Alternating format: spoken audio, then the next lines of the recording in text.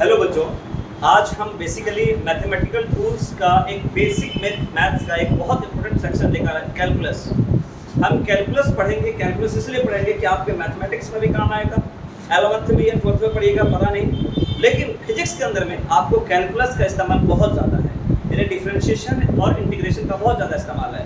इसका मतलब है कि अगर आप उसको छोड़ देते हैं, बेसिक मैथ को आप नहीं पढ़ते, तो फिजिक्स के न्यूमेरिकल्स को बनाना भूल जाइए, क्योंकि ये इस यानी कैलकुलस यानी जो चैप्टर हमारा है, ये कैलकुलस जो चैप्टर है, ठीक है, ये कैलकुलस जो चैप्टर है वो इतना ज़्यादा इम्पोर्टेंट है कि मतलब आप विदाउट इसके बिना आप न्यूमेरिकल सॉल्व नहीं कर सकते हैं। जैसे 11th में आपको जो है मैकेनिक्स के अंदर में काम आएगा, काइनेमेटिक्स चैप्टर का दो चैप्टर है, यानी कि motion in straight line, motion in plane, उस चैप्टर में भी इसका इस्तेमाल होता है। उसके बाद आप जो है मैकेनिक्स में आपको लॉज ऑफ मोशन है, वर्क पावर एनर्जी है, रोटेशनल मोशन है, ग्रेविटेशन है, या दीगर और भी चैप्टर है, इसमें बहुत ज़्यादा इस्तेमाल इसका है न्यूमेरिकल्स पॉइंट ऑफ व्यू से देखिएगा।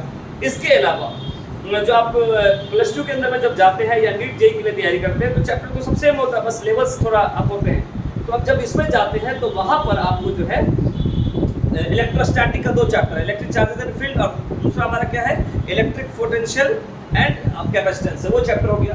फिर तीसरा चैप्टर है करंट इलेक्ट्रिसिटी, इसमें भी काम आता है। फिर आप इसमें अगला जो चैप्टर है उसमें नहीं, उसके बाद आपको EMI में आएगा, AC में आएगा। इस सब में बहुत ज़्यादा इंपॉर्टेंट है, इस चैप्टर का रोल बहुत ज़्यादा है। आपको फिर न्यूक्लियर चैप्टर में भी आएगा, है ना, radio activity, half life period, इस सब में भी आपका कैलकुलस का इस्तेमाल होगा। दोस्तों, हम लोग को कैलकुलस इतने ढंग से पढ़ना है कि लगे कि हमें कैलकुलस में कोई दिक्कत नहीं आना चाहिए। हम आपको पहले जो तरीका है उसको वैसे समझाएंगे, फिर उसको अल्टरनेट क्या है ऐसे लेवल से समझाएंगे, ऐसे तरीके से समझाएंगे, ऐसे ट्रिक से समझाएंगे कि आप दोबारा आप नहीं भूल पाएंगे। तो हम लोग स्टार्ट करते हैं। कैलकुलस का 2 पार्ट होता है बेसिकली, जहां तक हम लोग को मालूम है कैलकुलस के 2 पार्ट होता है। एक होता है डिफरेंशिएशन,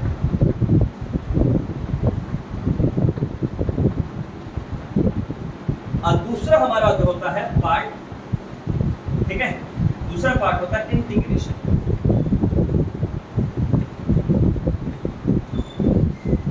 ये मेरा 2 पार्ट है हमारा, डिफरेंशिएशन और इंटीग्रेशन। इन दोनों पार्ट को हम लोग एक एक करके पढ़ेंगे। तो पहले हम सेक्शन स्टार्ट करते हैं डिफरेंशिएशन का। तो सबसे पहले हम लोग डिफरेंशिएशन को स्टार्ट करेंगे।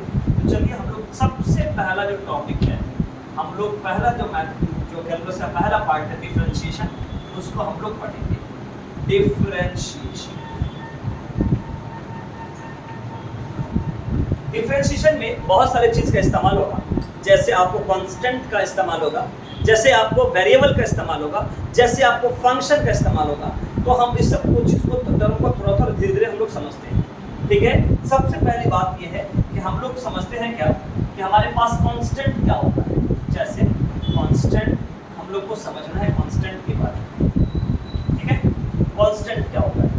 कांस्टेंट हम उस चीज को बोलते हैं जब हम कोई ऑपरेशन करते हैं, मैथमेटिकल ऑपरेशन, जैसे डिफरेंशिएशन कर रहे हैं या इंटीग्रेशन कर रहे हैं, उस दौरान यानी जब हम मैथमेटिकल ऑपरेशन करते हैं, मैथमेटिकल ऑपरेशन करने का मतलब ये, इस कैलकुलस के हिसाब से डिफरेंशिएशन या इंटीग्रेशन करते हैं, उस सिचुएशन में क्या होता है कि उसकी वैल्यू में कोई प्रभाव नहीं पड़ता है, उस वैल्यू में कोई चेंज नहीं आता है, मतलब जैसे है वैल्यू वैसे ही रहेगा, उसको हम कहते हैं कांस्टेंट। मतलब यानी हमारे पास अ क्वांटिटी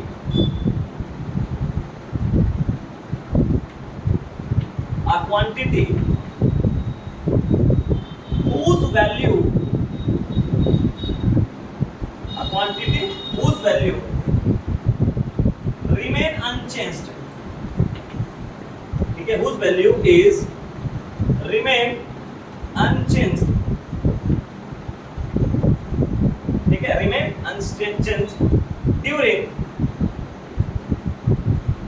mathematical operation,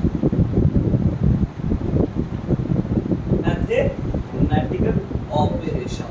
यानी जब हम मैथ का काम कर रहे होते हैं, उस दौरान में हम लोग क्या है कि उसके वैल्यू में जो उसका जो वैल्यू है उसमें कोई चेंज नहीं आता, जो उसकी वैल्यू है उसमें कोई बदलाव नहीं आता है, उसको हम क्या बोलेंगे, हम लोग क्या बोलेंगे, उसको कांस्टेंट बोलेंगे। यस, यानी कांस्टेंट बोलेंगे। जैसे एग्जांपल के तौर पर, जैसे कोई डिजिट ले लिया, मान लीजिए 7 है, ये इसको कोई भी ऑपरेशन वो वैसे का वैसे ही रहेगा, इसका यूज भी हम लोग समझेंगे थ्योरम वाइज। उसके बाद पाई है, पाई की वैल्यू भी होता है 3.14 या 222/7 होता है कि नहीं होता है। आपने एक्सपोनेंशियल है, इसकी वैल्यू भी होता है 2.718, ठीक है, इसकी वैल्यू में कोई प्रभाव नहीं पड़ेगा।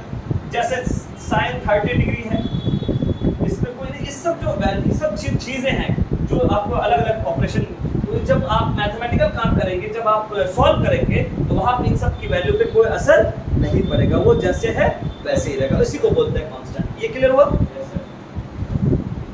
ठीक है, अब आता है हमारे पास दूसरा सेक्शन, हम लोग पढ़ेंगे वेरिएबल के बारे में। ठीक है, दूसरा हम लोग का टॉपिक है, दूसरा टॉपिक है variable.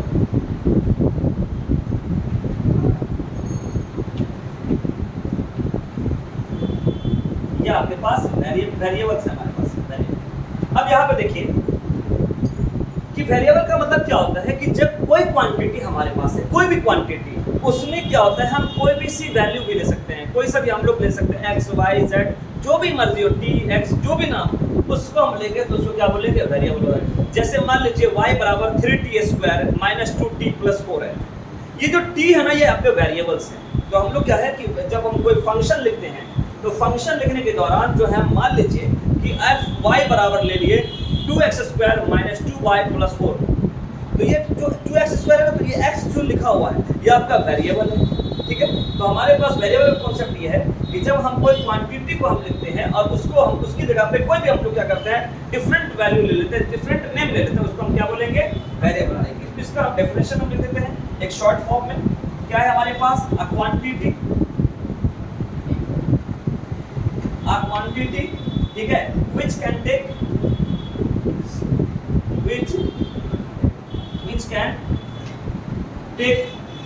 different values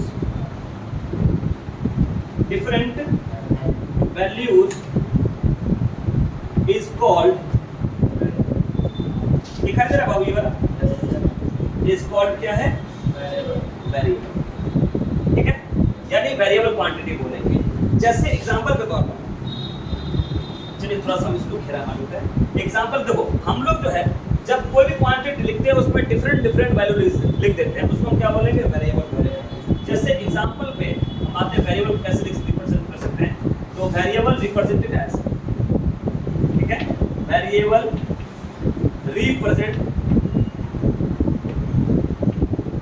represented as, ठीक है। वेरिएबल को रिप्रेजेंट कैसे करते हैं, एक्स वाई या जेड या टी या जो भी चीज़ है।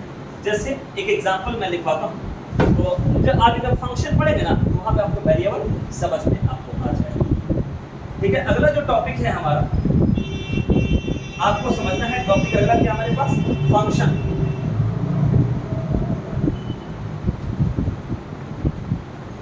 FUNCTS से फंक्शंस को हम लोग समझेंगे। ये मैथ का टर्म सब है, फंक्शंस इसको बोलते हैं।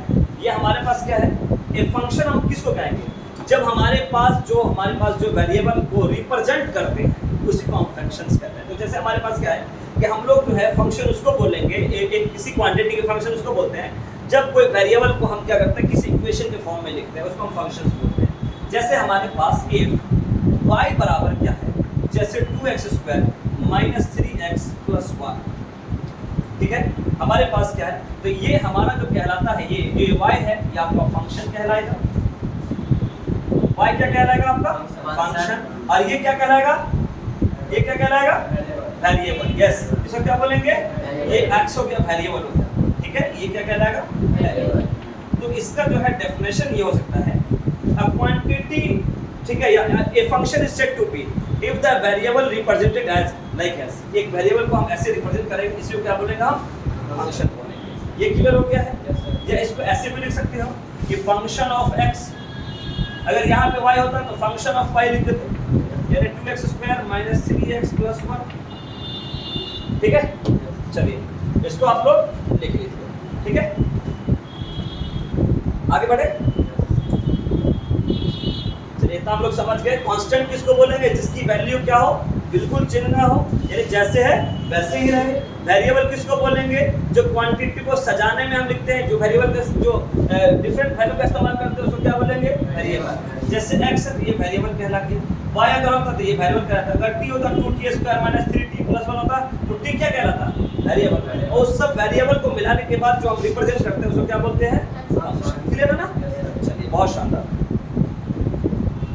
अब हम लोग समझते हैं।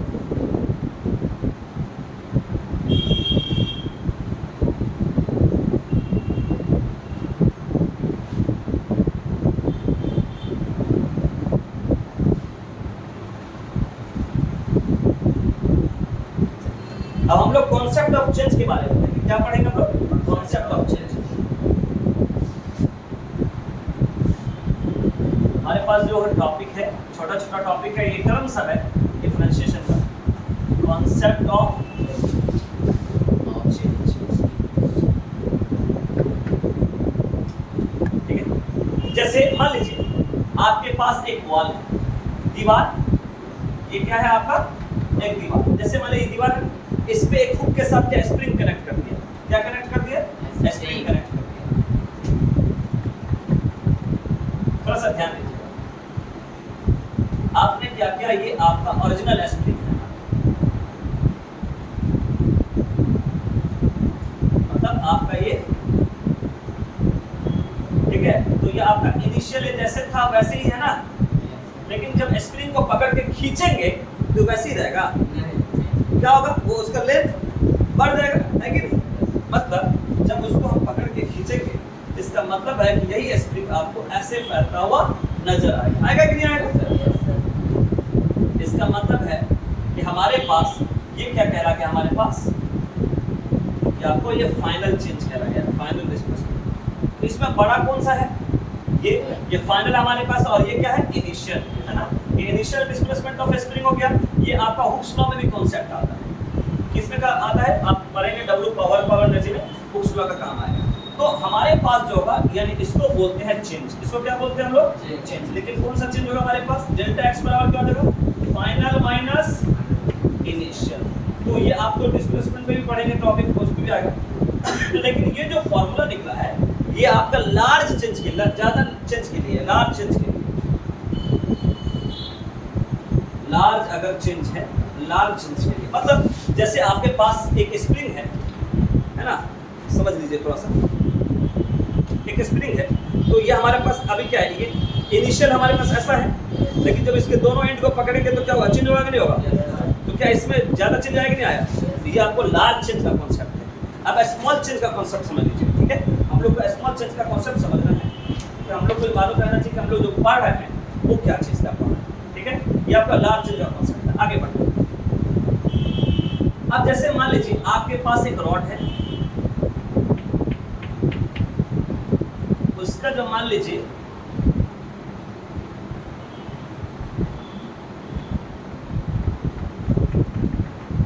जैसे मान लीजिए इनिशियल आपके पास डिस्टेंस, रॉड की लेंथ ऐसा है, इनिशियल शुरुआत। जैसे आप किसी लोहार के पास रॉड ले जाते हो छोटा सा, तो वो आप एक्चुअल वो लेंगे, लेकिन जब उसको गर्म करके पीटा जाएगा तो क्या वैसे ही रहेगा?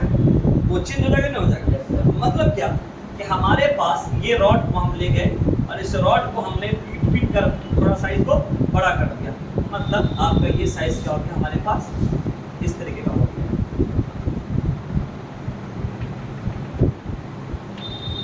तो ये जो हमारा चेंज कहलाता है, ये आपको हमारे पास स्मॉल चेंज कहलाता है, यानी हमारे पास ये स्मॉल चेंज कहलाएगा। मान लीजिए एक्स हो, चाहे वाई हो, चाहे जेड हो, यानी आपका इनिशियल डिस्टेंस है, या हम कह सकते हो इनिशियल है ये, और ये क्या हो गया? फाइनल है। यहाँ से यहाँ पर क्या हो गया? फाइनल। तो हमारे ये स्मॉल चेंज को रिप्रेजेंट करता है, ये स्मॉल चेंज, यानी change in X, change in Y, change in Z. अगर जेड होता तो जेड लिखते हैं, तो इसको क्या बोलते हैं हम लोग? चेंज। इसको क्या बोलते हैं हम लोग? चेंज। लेकिन कौन सा चेंज है? लार्ज या स्मॉल? लार्ज। और ये आपका क्या कहलाएगा? चेंज तो कहलाएगा, लेकिन क्या बोलेंगे इसको? स्मॉल चेंज, है ना। तो इसका क्या हो जाएगा? Final minus initial. लेकिन ये किसके लिए है? Small change. इसलिए हम लोग जो टॉपिक पढ़ते हैं, तो हम लोग को ये कॉन्सेप्ट ये क्लियर होना चाहिए कि हम लोग जो है किस किस चीज़ को हम रिप्रेजेंट करते हैं। चलिए अब हम लोग थोड़ा सा डिफरेंशिएशन को समझते हैं कि डिफरेंशिएशन को डिनोट किससे करते हैं, किसको विद रेस्पेक्ट बोलते हैं। अभी जो जितना पढ़ाई वो आपको क्लियर हुआ है? अगर आपको क्लियर ना हुआ हो तो आप जाके इसी यूट्यूब पे फिजिक्स रिसीवर चैनल पे आप जाकर एक बार सर्च कर लीजिएगा, ठीक है। आराम के 9 बजे आपको पूरा अपडेट मिल जाएगा। अब चलिए हम लोग रिप्रेजेंट करते हैं, ठीक है। थोड़ा समझ कि ये सब बहुत अच्छे कॉन्सेप्ट सब है। Represent of differentiation.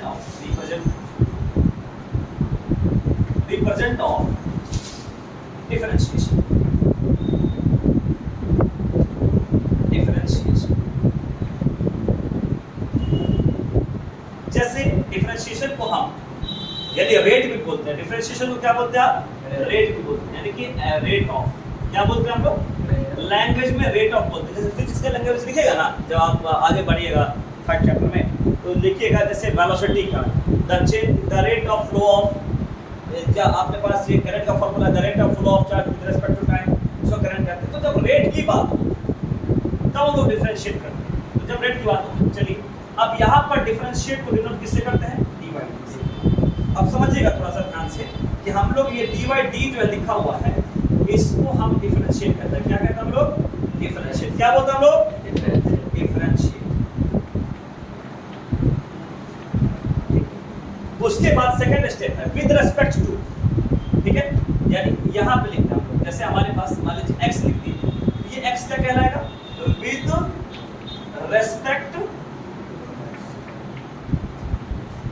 दिखाई दे रहा है ना? तो इसको सेकंड में, पहला स्टेप कौन है आपका? D by D. D by D को क्या बोलेंगे? डिफरेंशिएट। डिफरेंशिएट को किससे डिनोट करते हैं? डी बटा डी से। डिफरेंशिएट को किससे डिनोट करते हैं? डी बाई डी से। और x को क्या बोलेंगे? With respect to, short form में लिख देंगे WRT। ये दूसरा नाम, डिफरेंशिएट विद रिस्पेक्ट टू। आप इसको करेंगे तो कुछ भी हो सकता है, y भी हो सकता है, वेरिएबल जो फंक्शन होगा, किस इसको करेंगे, फंक्शन है ये हमारा, ठीक है। अब मान लीजिए अगर कोई फंक्शन में आपका फॉर्मूला इस तरीके से, ठीक है, तो हम लोग क्या सोचते हैं, क्या समझते हैं, पहले इसको आप लोग क्लियर कर लें। एक फॉर्मूला आप लोग जरूर याद रखिएगा, हम उस फॉर्मूला पे हम लोग काम करेंगे, ठीक है। ये आप पहले देख लीजिए, इसको आप लिख लीजिए, ओके, ठीक है। तो सब लोग लिख लिए। अब हम लोग समझेंगे कॉन्सेप्ट से पहले, अब हम लोग आगे बढ़ेंगे कि थ्योरम वाइज हम लोग सीखेंगे कि कैसे थ्योरम निकाला जाता है, यानी कि कैसे डिफरेंशिएशन निकाला जाता है। तो एक ऐसा रामवान कॉन्सेप्ट देंगे जिससे लगता है कि यार हाँ यार सब समझ में आएगा। डिफरेंशिएट को किससे डिनोट करते हो? डी बाई डी से। विद रिस्पेक्ट टू कहाँ लिखते हो?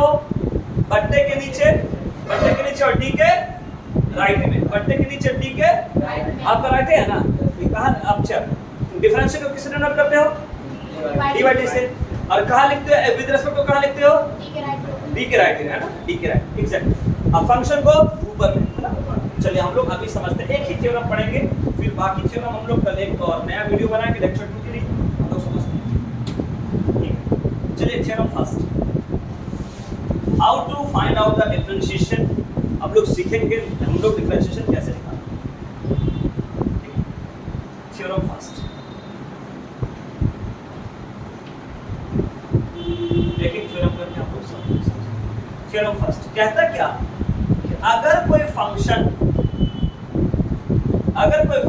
इस तरीके से हो, x का पावर है, x ही हो सकता है, t भी हो सकता है, ठीक है। अगर कोई फंक्शन x का पावर n हो या t का पावर n हो, t लिख लो ज्यादा अच्छा है, तो ये क्या कहलाता है? फंक्शन।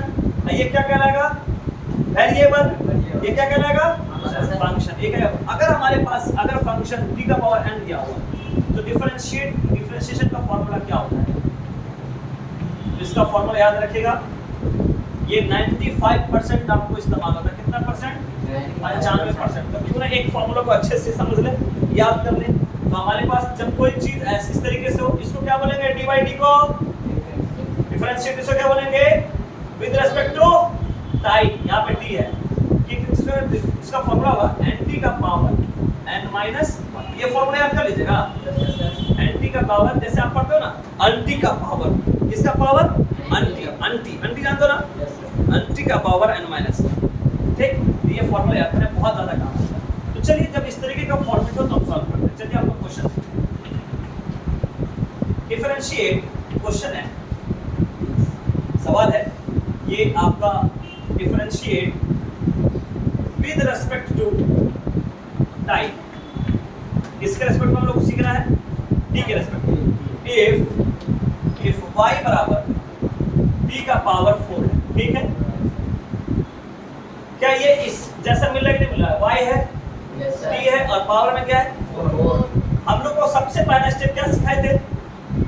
सबसे पहला स्टेप क्या लिए थे? डिफरेंशिएट।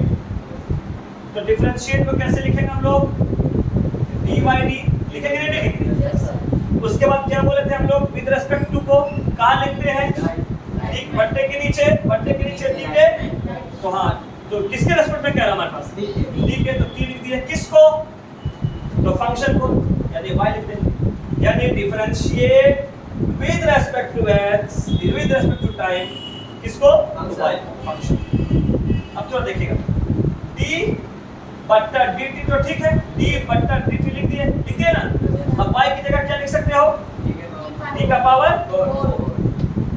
अब यहाँ पे ध्यान दीजिए, आपको जो यहाँ पे ध्यान देना है कि जो वैल्यू आ रही है डिफरेंशिएशन की, तो इसमें आप फॉर्मूला मिलाइए, d बट्टा dt है ना, d का पावर है, तो n, इसमें फर्क कहाँ पे नजर आ रहा है, यहाँ पे n की जगह पे, जहाँ फॉर्मूला क्या लगाएंगे, ये फॉर्मूला हमारे पास d का पावर n-1, तो जहाँ पे n होगा वहाँ पे क्या पुट करेंगे, तो हो गया 4d का पावर 4 - 1। तो इसका फाइनल जो आंसर आया dy/dt बराबर जो डिफरेंशिएशन आया 4d का पावर, ये आपका क्या आ गया, आंसर आ गया। तो चलिए हम आपको होमवर्क देते हैं, आप सभी लोग भी होमवर्क लिख लीजिए, लिख लो होमवर्क, ठीक है, और आप लोग सॉल्व करके आइएगा, ठीक, लिख लो होमवर्क लिखिएगा। अगर मान लीजिए, ठीक है, क्वेश्चन लिख लीजिए, डिफरेंशिएट आप लोग भी बनाइएगा, है ना, differentiate with respect to time. पहला सवाल है, इफ y इक्वल टू, ठीक है, x y equal to t का पावर 7, if y equal to root t, फिर क्वेश्चन है इफ y बराबर 1/t का पावर 5। चौथा क्वेश्चन है इफ y बराबर 1/t का पावर 3/2, ठीक है। उसके बाद 5 नंबर है इफ y बराबर x। ये आप सॉल्व करिएगा, और सॉल्व करने के बाद, ठीक है, सॉल्व करने के बाद आप इसको बना कर रहिएगा, अगर कोई डाउट होगा तो आप बताइएगा, ठीक है। इस सब कॉन्सेप्ट को ढंग से समझना है, जो दिक्कत आए उसको बताना है, ठीक है, इसको बना कर रहेगा।